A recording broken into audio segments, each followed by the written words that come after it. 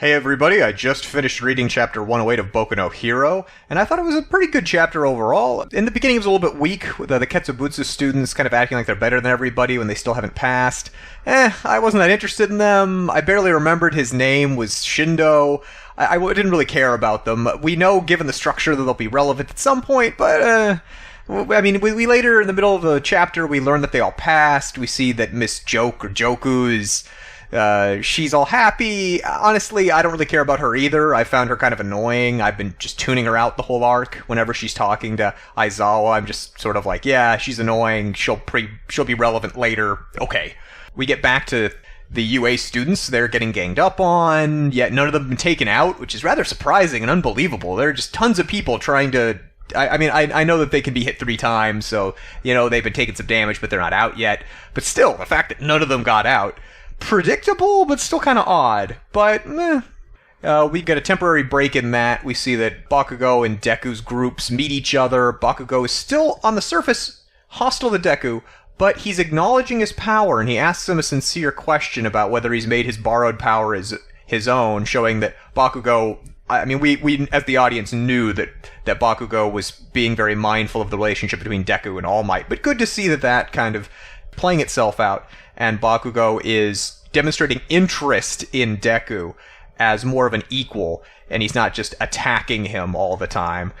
And I think this is a really good thing to see development-wise, and it's consistent with my kind of theory, and I'm sure a lot of you have noticed this too, that they're going to end up being really close friends. I mean, there's been evidence that Deku's always kind of thought of him as a friend, given that he calls him Kachan, he doesn't call him Bakugo, and Deku was obviously an insult that he has embraced.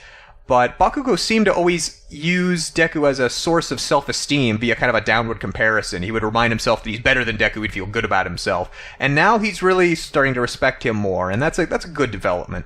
But back to the people who still haven't passed, we see Oyama, Yuga, the annoying, arrogant laser guy. We learn that he has a tragic past, which is like, oh, okay.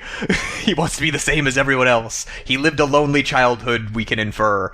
And we've seen a lot of arrogant characters who were secretly lonely. Like Aizen from Bleach comes to mind. He was very arrogant, he was stronger than everybody, he hid that, and then I think when Ichigo ends up beating him, he talks about how lonely he could sense that he was, and it's like, okay, well, yeah, that's a trope. But anyway, Aoyama tries to sacrifice himself so that Ida can get away, and I guess he feels guilty about being disconnected from everybody else, so he thinks if he sacrifices himself for somebody, it'll kind of force him to be close to them, I guess was where he was going with that, but...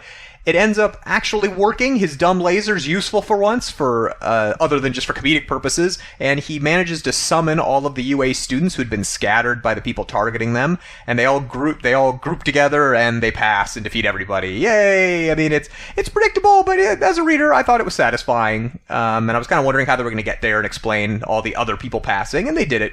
And then we get to see what's going to happen next. We see that the whole arena explodes, and it's basically a crazier version of Space Hero 13's USJ. Instead of there being separate areas where there's one collapsed sort of rescue area or a couple of different terrains for rescues, the whole thing just explodes and it's now a rescue area. But I'm kind of wondering how this is going to go. How are you going to be able to fail the rescue part? Are there going to be time limits? Are people going to pretend to die if you don't get to them?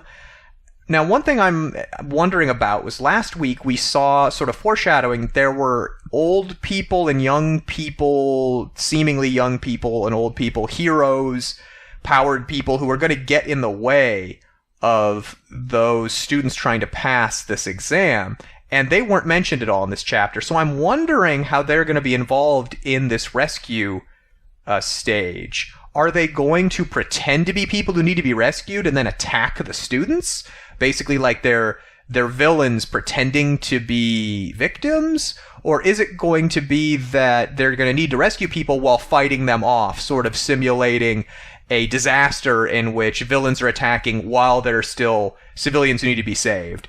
Kind of interesting to see where that goes, and if you have any thoughts on that, let me know. Leave a comment down below. But either way, things are rolling along, and as we noticed from the entrance exam to UA, rescues are Deku's specialty, so we should see some interesting stuff from him in the next coming chapters. Well, that's it for this week's Boku no Hero review and reaction. Let me know what you thought of the chapter, where things are heading, any other thoughts on the series.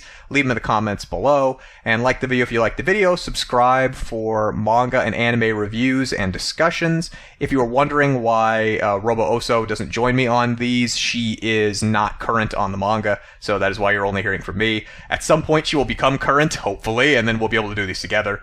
I know that she loved the show, and so she wants to be current with the manga. But anyway, as always, thank you for watching, and I'll see you next time.